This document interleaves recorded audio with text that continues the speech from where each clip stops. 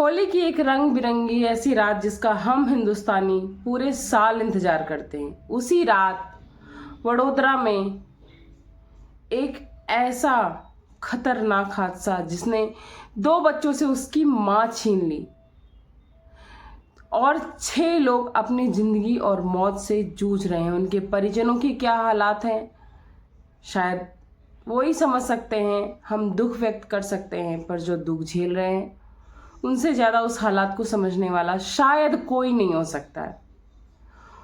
और ऐसा क्या हुआ कि अचानक बोल रहा है वो शख्स, अनदर राउंड निकिता, और बहुत सारी चीज़ें रिपीट कर रहा है और भगवान का नाम ले रहा है, ओम नमः शिवाय।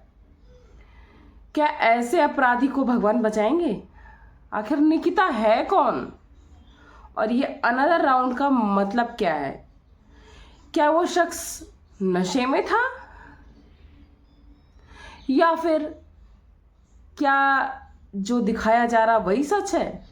ड्राइव कौन कर रहा था? सब कुछ बताऊंगी। Hey everyone, welcome back to my channel Purnima Keso blog. और अब सब कैसे हैं? आई होप आप सब बहुत अच्छे से होंगे। मैं भी बढ़िया हूँ। आज मैं बात करने वाली हूँ एक बहुत ही सीरियस टॉपिक पे। ये एक टॉपिक नहीं है, एक ऐसा वीडियो है जो सबको हिलाकर रख देगा। और अगर अभी भी पेरेंट्स नहीं संभलते हैं तो शायद आने वाली पीढ़ी इस डर से बिल्कुल भी बेखौफ हो जाएगी कि इंसान की जान क्या होती है, किसी की जान की कीमत क्या होती है, मेहनत क्या होता है और मेहनत से पैसा कमाया हुआ क्या होता है। उसके लिए सब कुछ एक कीड़े मकोड़े ही हो जाएंगे, चाहे वो इंसान हो। क्योंकि जब इंसान जान लेने लगता है ना और उसका आदी हो जाता है तो उसको अपने और परायों में अंतर नहीं समझ में आता। आज बहुत सारे ऐसे केस हैं जिसमें बच्चे हों या माँ बाप हों अपनों को ही मार डाल रहे हैं निर्दयता से। क्या ये कलयुग है या घोर कलयुग है? चलिए आज के केस के बारे में बात करते हैं।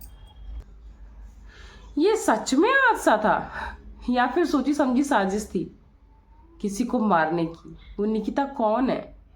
ये अनदर राउंड क्यों चिल्ला रहा था? सब कुछ बताऊंगी। वीडियो को लास्ट तक देखिएगा बिना स्किप हुए। सारे क्वेश्चन का आंसर आपको समझ में आ जाएगा बहुत अच्छे तरीके से, क्योंकि लोग गुमराह तो करते हैं। एक छोटा सा वीडियो वायरल हो रहा है जिसमें वो चिल्ला रहा है अनदर राउंड निकिता माई और ओम नमः शिवाय। लेकिन इन सब के पीछे का ना बहुत बड़ा राज है। क्या है? सब कुछ बताऊंगी।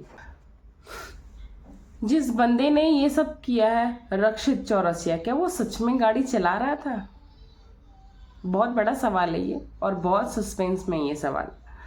और कुछ ही दिन पहले पुलिस के घेरे से वो बचकर निकला भी था। क्यों निकला था?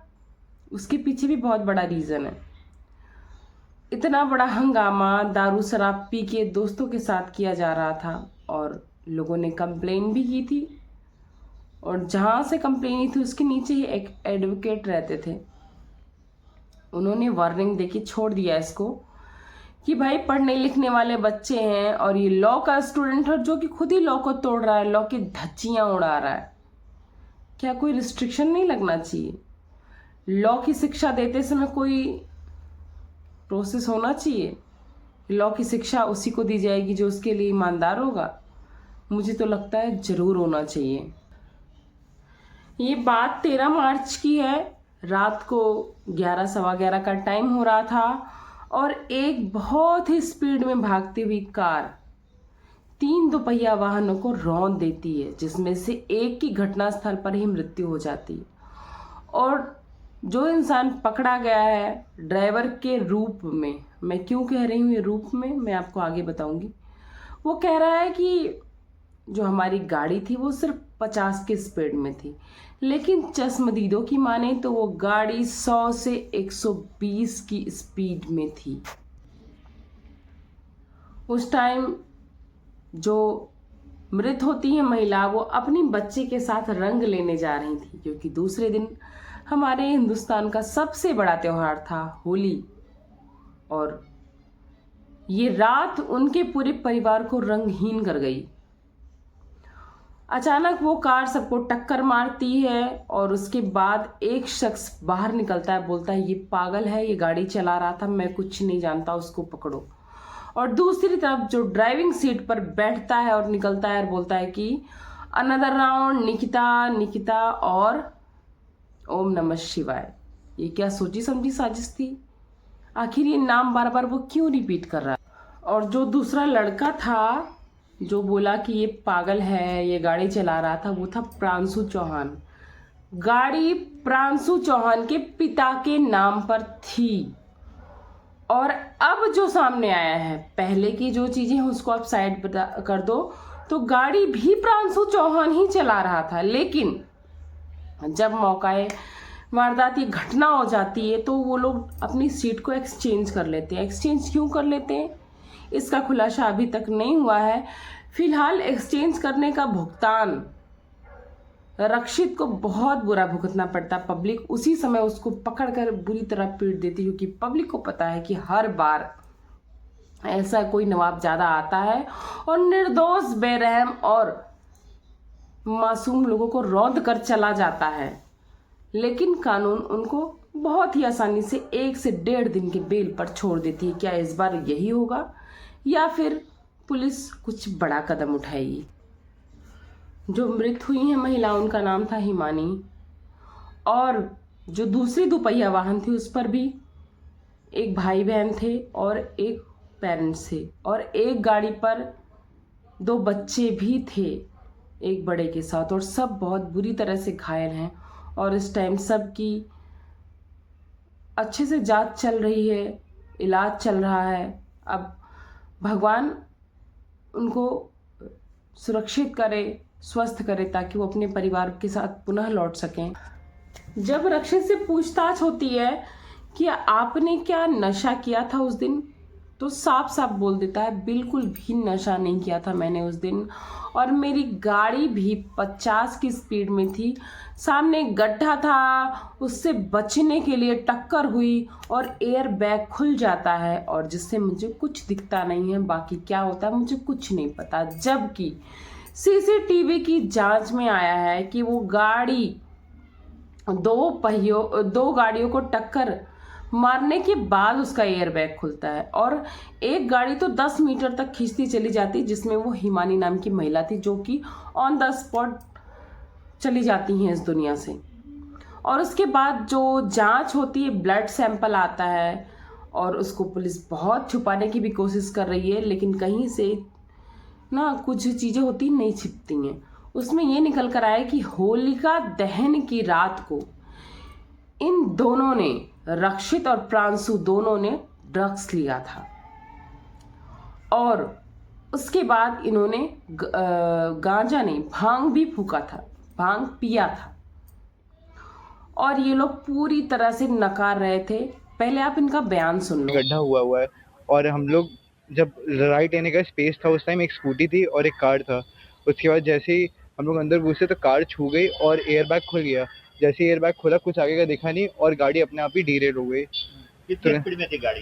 50 की स्पीड में तो आराम से थे। 7 बंदे नहीं दिखाई दिए? 7 बंदे थे ही नहीं उस टाइम, एक स्कूटी थी और एक कार थी, बंदे तो वहाँ पे थे ही नहीं। वही तो बात है, मुझे कुछ आइडिया नहीं। उसके बाद हम लोग सीधे इधर आके कुछ पता ही नहीं चला क्या हुआ।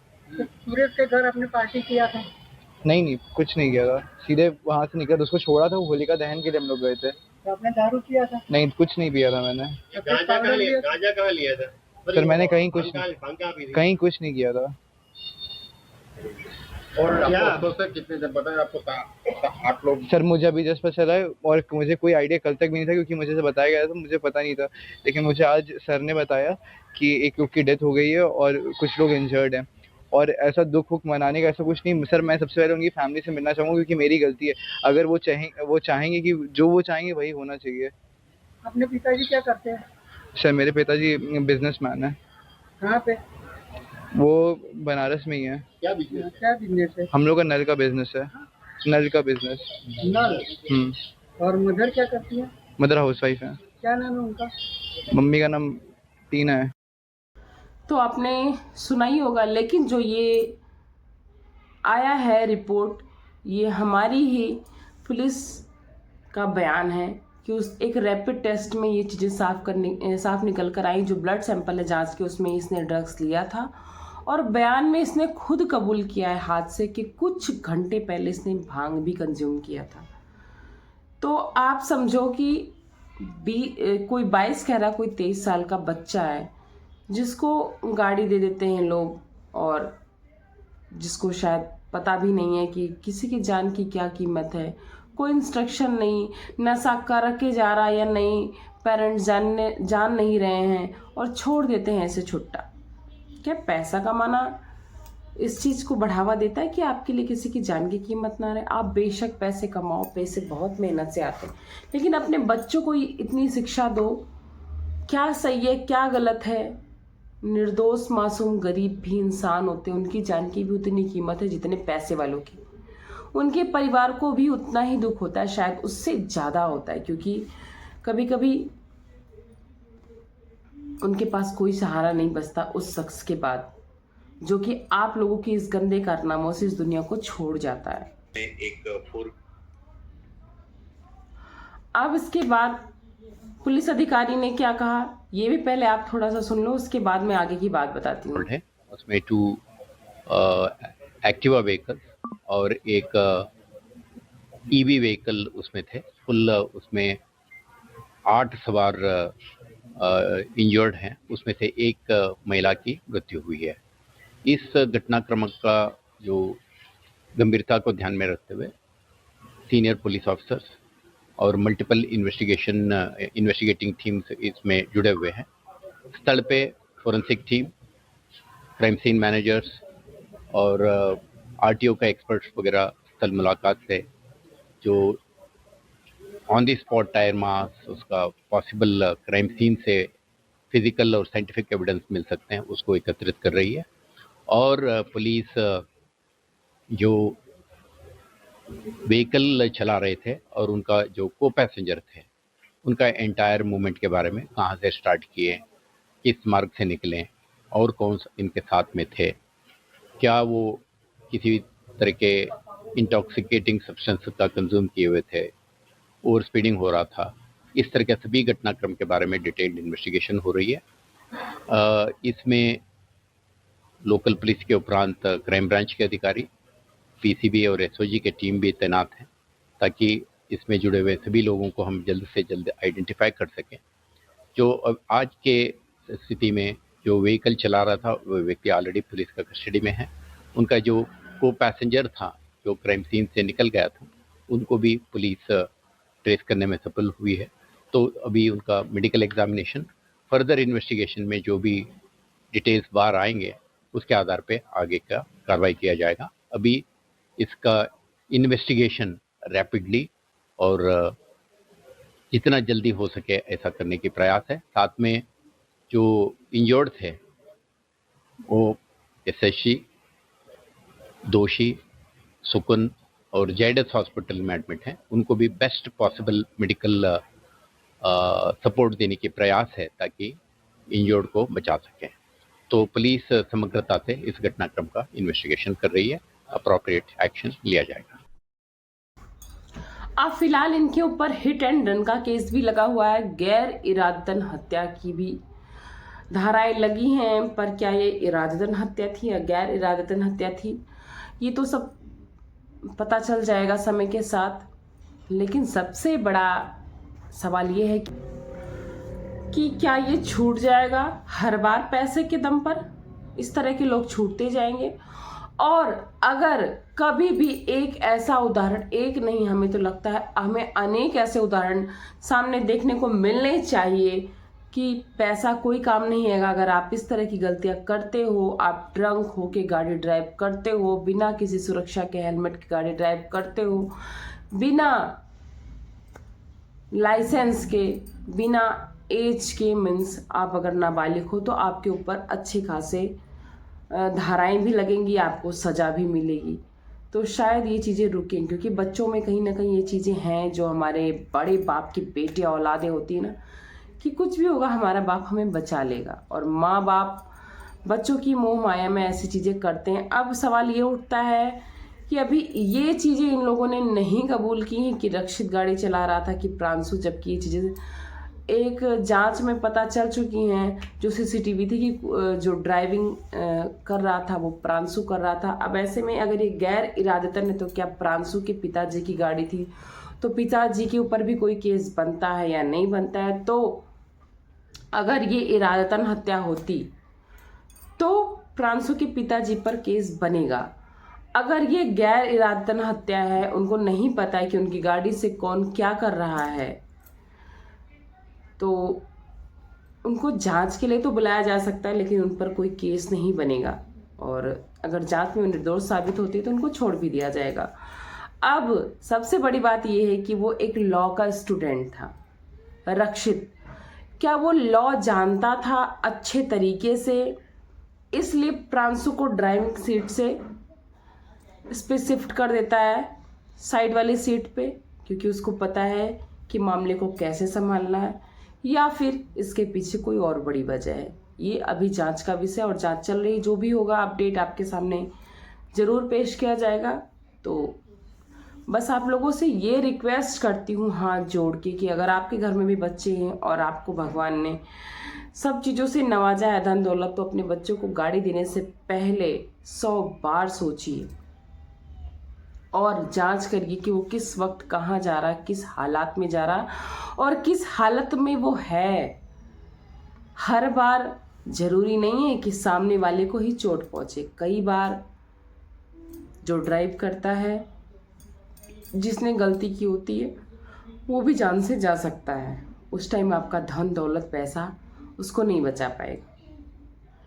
तो चलिए इस वीडियो को यहीं पे एंड करती हूँ, और आई होप आप सबको अच्छी लगी होगी तो लाइक सब्सक्राइब एंड शेयर कर दीजिएगा। मिलती हूँ आपको नेक्स्ट वीडियो में नेक्स्ट टॉपिक के साथ। तब तक अपना खूब सारा ख्याल रखिए। Bye bye. Thanks for watching Purnima Keshav blog.